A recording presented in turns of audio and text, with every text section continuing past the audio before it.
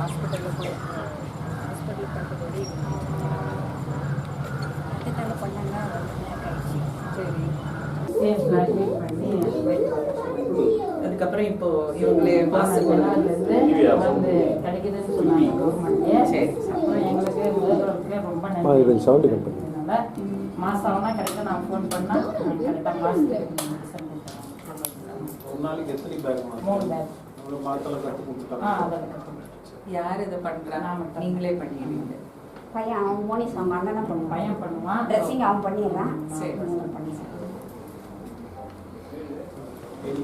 Soap பொருள் கழுவி அதெல்லாம் எல்லாம் பண்ணுறீங்க.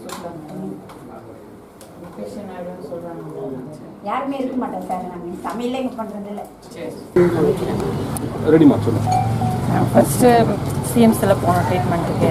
அப்புறம் வந்து எல்லாமே பிளாக் ஆயிடுச்சு அவனுக்கு. அதுக்கப்புறம் எங்களால் முடியாது, நீங்கள் எடுத்துன்னு போயிடுங்கன்னு சொல்லிட்டாங்க. அதுக்கப்புறம் அடுக்குபாறைக்கு போயிட்டு திருப்பி இன்னொரு பக்கம் இங்கே போட்டாங்க. அது ஒரு 6 மாதம் ஓடிச்சு. அதுக்கப்புறம் அதுவும் இதுவாக நின்றுச்சிங்க. அதுக்கப்புறம் எங்கேயுமே நரம்பு இல்லை, போட முடியாதுன்னு சொல்லிட்டாங்க. அதுக்கப்புறம் சிஎம்சிக்கு போயிட்டு வயிற்றில் போயிட்டு ஆப்ரேஷன் பண்ண வந்து போன ஜனவரிக்கு பண்ணின்னு வந்தோம். இப்போ 1 வருஷமாக ஸ்டாலின் சார் எங்களுக்கு மருந்து இலவசமாக தான் வருது அவனுக்கு. அதனால் அவனுக்கு அந்த செலவு மட்டும் நாங்களே பண்ணோம்னா எங்களுக்கு 40,000 ஆகுது ஒரு மாதத்துக்கு. அந்த மருந்து அவர் எல்லாமே கொடுக்குறதுனால எங்களுக்கு அதெல்லாம் கொஞ்சம் மிச்சம் ஆகுது. அவருக்கு ரொம்ப நன்றி சொல்கிறேன். இப்போ அது கல்வி மாற்றதெல்லாம் எப்படி பண்ணுறீங்க நீங்கள்? அது எங்களுக்கு சொல்லி கொடுத்துருக்காங்க டாக்டர். சொல்லு. அது பழுப்பு வந்து நம்மளே ஓப்பன் பண்ணிட்டு யாரும் இருக்க மாட்டாங்க. அது பண்ணுறவங்க மட்டும் தான் அவனாண்ட இருப்போம். அது பண்ணிவிட்டு அது நாங்களே ட்ரைனிங் கொடுத்தாங்க 1 மாதம் சிஎம்சி. உங்கள் பேர்? எங்கள் பேர் குட்டிசு.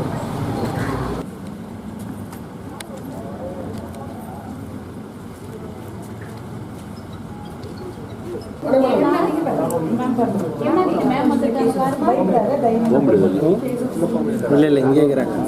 உள்ளே போக முடியுதா?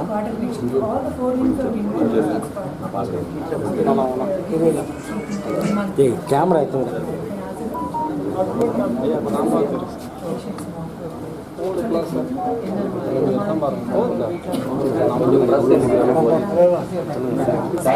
கொஞ்சம் ப்ளஸ் எடுக்கிற அளவுக்கு கொஞ்சம் வழி விடுங்க சார்.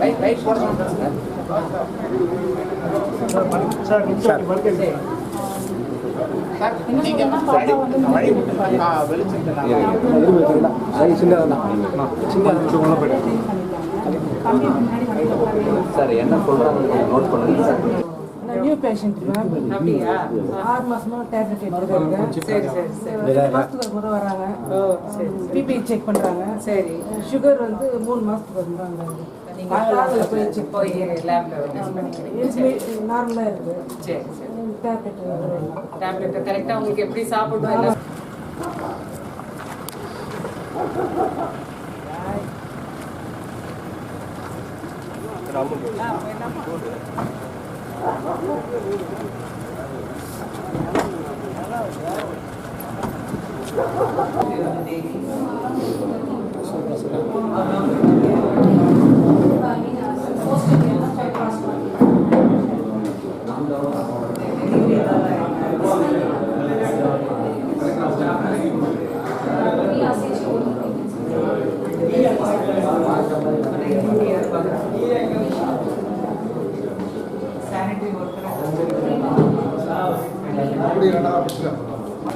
மாதம் கொடுத்துட்றாங்க.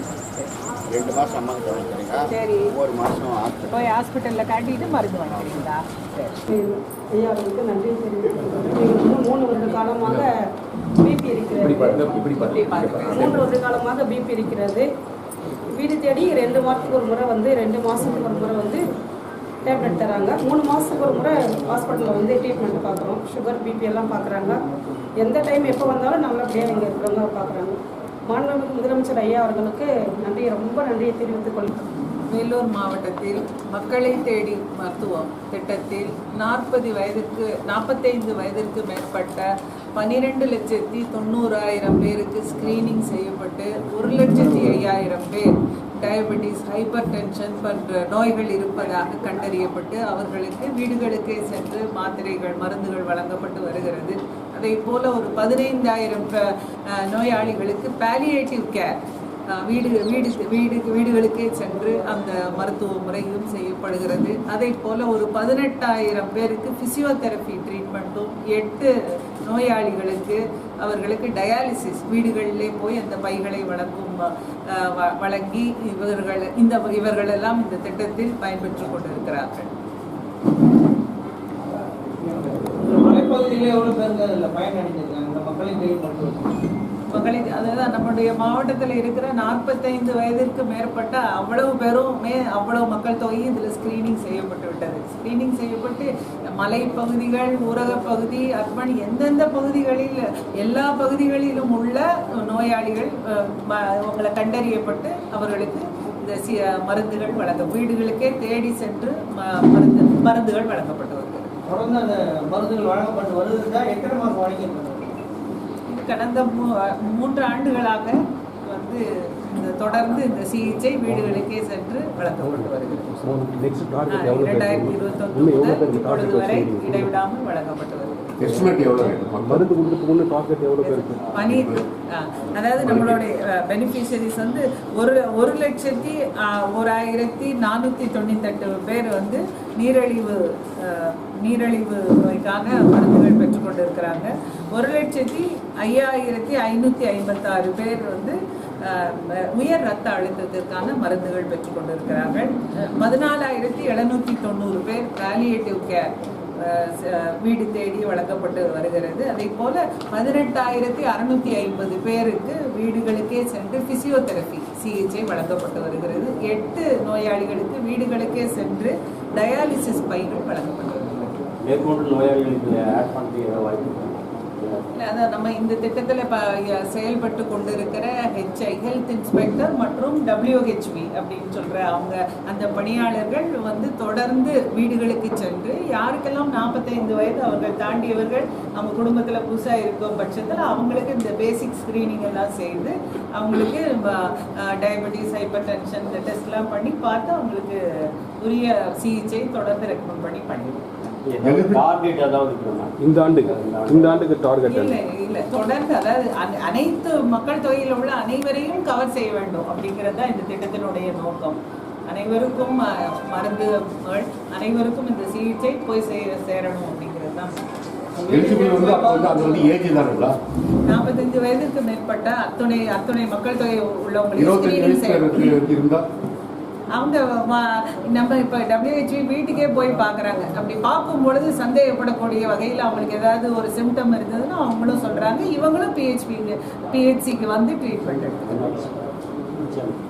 இப்போ அந்த மாத்திரை கொடுக்குறீங்க, அதில் சிலருக்கு சீரியஸ் ஆயிடுச்சுன்னா அவங்களுக்கு தொடர் சிகிச்சை அளிக்க. ஆமாம், 2 மாதம். ஆமாம், அதாவது 2 தடவை போய் கொடுக்கணும். இல்லை 2 தடவை போய் மருந்தோட வீட்டிலே கொடுத்துட்டு 3ஆவது முறை அவங்கள மருத்துவமனைக்கு அழைத்து அவங்க மருத்துவர் பரிசோதிப்பாங்க. தொடர்ந்து அவங்களுக்கு கொடுக்க வேண்டிய மாத்திரை அளவுகள் எதுவும் மாற்றம் இருந்தால் அதெல்லாம் செஞ்சு கொடுப்பாங்க.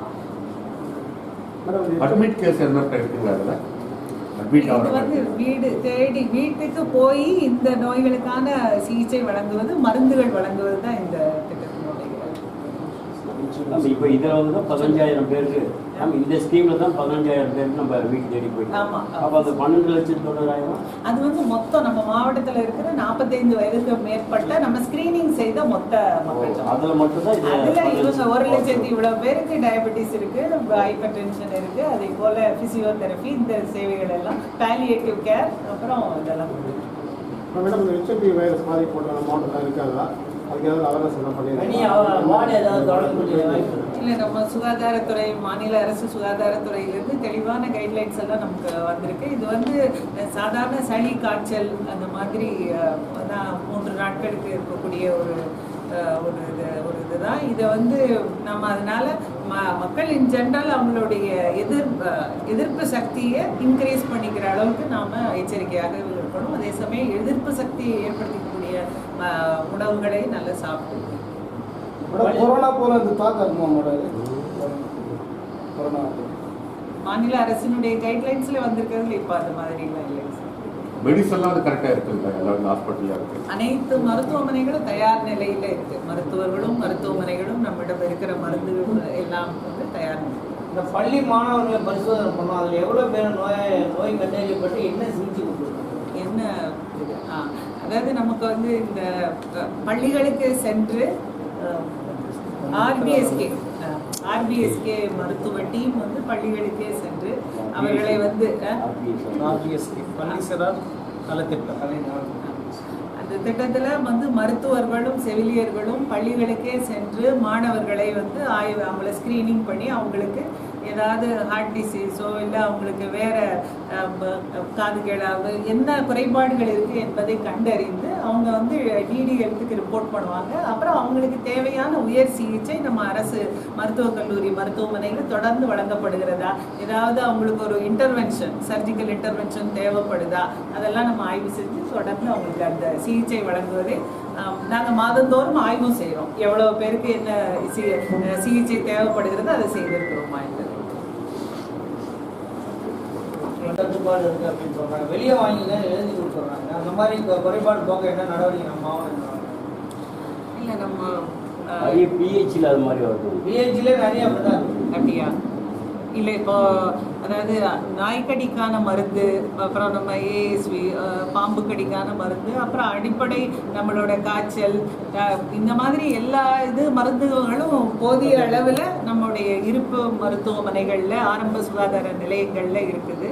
நீங்கள் சொல்கிறது ஸ்பெசிஃபிக்காக ஏதாவது ஒரு பிஹெச்சியில் இல்லை ஹாஸ்பிட்டலில் கம்ப்ளைண்ட் இருக்குது, தயவுசெய்து சொல்லுங்கள். நாங்கள் அதை உடனடியாக ஆய்வு செஞ்சு எந்த மருந்து அந்த மாதிரி இருந்தாங்கிறதையும் அந்த மருந்து இருப்பு எவ்வளோ இருக்குது என்பதையும் நாங்கள் ஆய்வு செய்வோம். மருந்து கடையிலேயே மருந்து நிறைய பேர் மக்கள் வாங்குறாங்க நேரடியாக. அந்த மருந்து கடையில் என்ன கட்டுப்பாடு? இல்லை, அது நாங்கள் ப்ரெஸ் ரிலீஸும் தொடர்ந்து கொடுத்துருக்குறோம். இந்த மாதிரி வந்து நீங்கள் இப்போ டெங்குக்கும் அதுக்கும் சொன்னோம், நீங்கள் வந்து தேவையில்லாமல் வந்து நேரடியாக ஒரு காய்ச்சலோ ஏதாவது இருந்ததுன்னா நேரடியாக நீங்கள் அக்ராஸ் த கவுண்டர் மருந்து வாங்கக்கூடாது. நீங்கள் மருத்துவரை அணுகி மருத்துவர் வந்து உங்களுடைய உடல்நிலையை ஆய்வு செய்து பரிசோதித்து பார்த்து அவங்க ரெக்கமெண்ட் பண்ணுற மருந்து தான் சாப்பிடணும் அப்படிங்கிறத நாங்கள் ப்ரெஸ் ரிலீஸும் கொடுத்துருக்குறோம். நாங்கள் ஒரு 2 மாதத்திற்கு முன்பு இந்த போதைப் பொருள் ஒழிப்பு சம்பந்தமாக அனைத்து மருந்து வேலூர் மாவட்டத்தில் உள்ள அனைத்து மருந்து கடைகள் நடத்துபவர்களை அழைத்து கூட்டம் நடத்தும் பொழுதும் இதை அவர்களுக்கு தெளிவாக சொல்லியிருக்கிறோம். பயனாளி